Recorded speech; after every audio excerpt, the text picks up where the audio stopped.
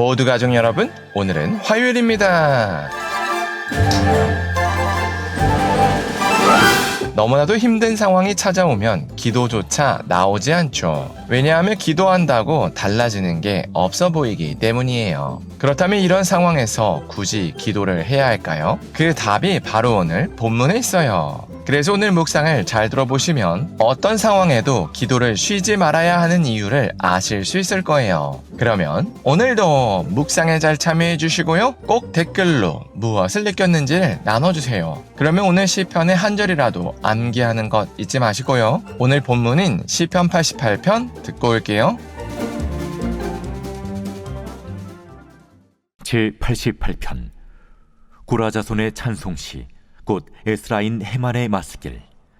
인도자를 따라 마할랏 르안롯에 맞춘 노래.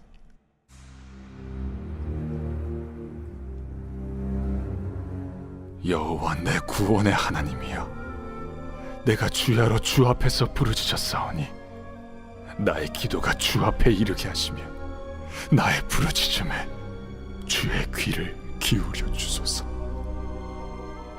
물은 나의 영혼에는 재난이 가득하며 나의 생명은 수월에 가까웠사오니 나는 무덤에 내려가는 자같이 인정되고 힘없는 용사와 같으며 죽은 자 중에 던져진 바 되었으며 죽임을 당하여 무덤에 누운 자 같으니이다. 주께서 그들을 다시 기억하지 아니하시니 그들은 주의 손에서 끊어진 자니이다. 주께서 나를 깊은 웅덩이와 어둡고 음침한 곳에 두셨사오며 주의 노가 나를 심히 누르시고 주의 모든 파도가 나를 괴롭게 하셨나이다. 주께서 내가 아는 자를 내게서 멀리 떠나게 하시고 나를 그들에게 가증한 것이 되게 하셨사오니 나는 갇혀서 나갈 수 없게 되었나이다. 곤란으로 말미암아 내 눈이 쇠하였나이다. 여호와여, 내가 매일 주를 부르며 주를 향하여 나의 두 손을 들었나이다. 주께서 죽은 자에게 기이한 일을 보이시겠나이까? 유령들이 일어나 주를 찬송하리이까? 주의 인자하심을 무덤에서, 주의 성실하심을 멸망 중에서 선포할 수 있으리이까? 흑암 중에서 주의 기적과 이즘의 땅에서 주의 공의를 알 수 있으리이까? 여호와여, 오직 내가 주께 부르짖었사오니 아침에 나의 기도가 주의 앞에 이르리이다.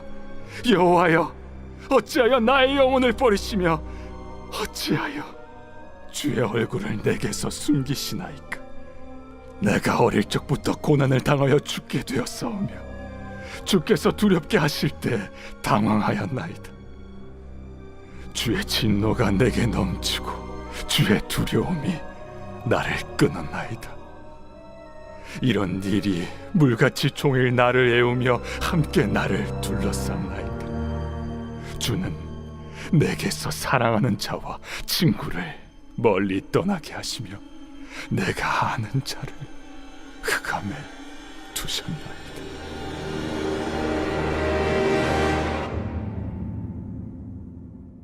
시인은 죽음의 문턱까지 몰린 상황에서 이 시편을 지었습니다. 그래서 시인은 1절에서 하나님을 구원의 하나님이라고 부르며 하나님을 찾았습니다. 그리고 시인은 자신의 기도가 하나님께 이르게 해달라고 간구했습니다. 그러면서 시인은 자신이 곧 죽을 사람처럼 힘이 없다고 호소했습니다. 그리고 이 모든 어려움이 하나님께로 왔다고 토로했습니다. 그래서 하나님께서 자신을 어둡고 음침한 곳에 두셨고 하나님의 진노가 자신을 심히 누른다고 호소했습니다. 그러면서 시인은 하나님께서 시인의 친구들을 시인에게서 멀리 떠나게 하시고 시인이 지인들에게 가증한 것이 되게 하셨다고 토로했습니다. 그런데도 시인은 기도하기를 포기하지 않았습니다. 그래서 하나님께 매일 부르짖는다고 고백했습니다. 그러나 여전히 마음에는 원망이 가득했습니다. 그래서 시인은 이렇게 죽으면 더 이상 하나님께 찬송도 못하고 예배도 못하니 살려달라고 간구했습니다. 그리고 어릴 적부터 고난이 끊기지 않아서 마치 고난이 물처럼 자신을 둘러쌌다고 호소했습니다.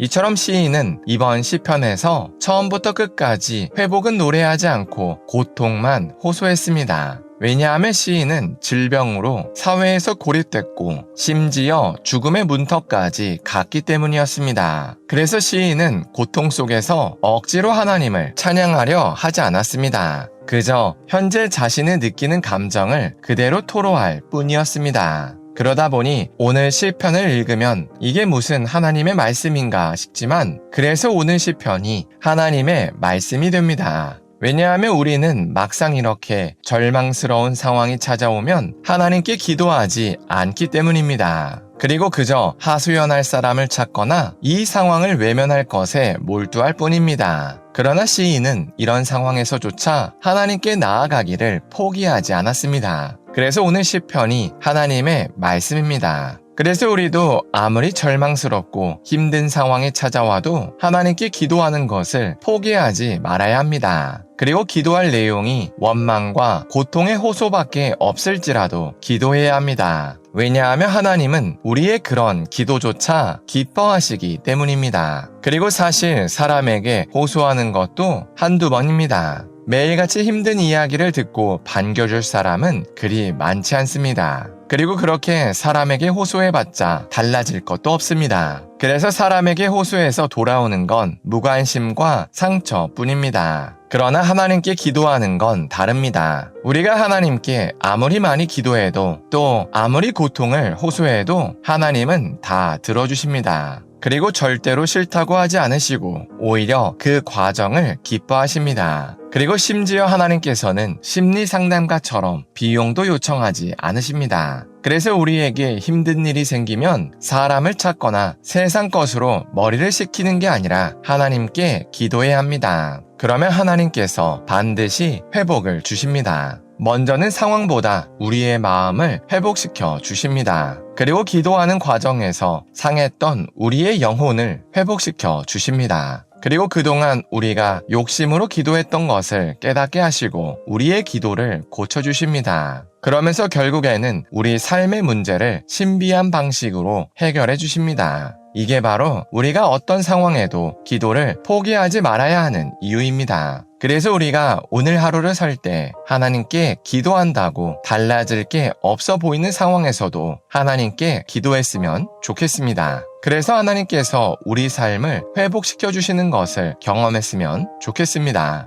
기도하겠습니다. 사랑의 하나님, 시편 88편을 통해서 아무리 힘든 상황에서도 기도해야 하는 것을 나눴습니다. 그래서 우리도 하나님께 기도한다고 달라질 게 없어 보이는 상황에서도 하나님께 기도할 수 있게 하여 주시옵소서. 그래서 하나님께서 우리 삶을 회복시켜 주시는 것을 경험할 수 있게 하여 주시옵소서. 예수님의 이름으로 기도합니다.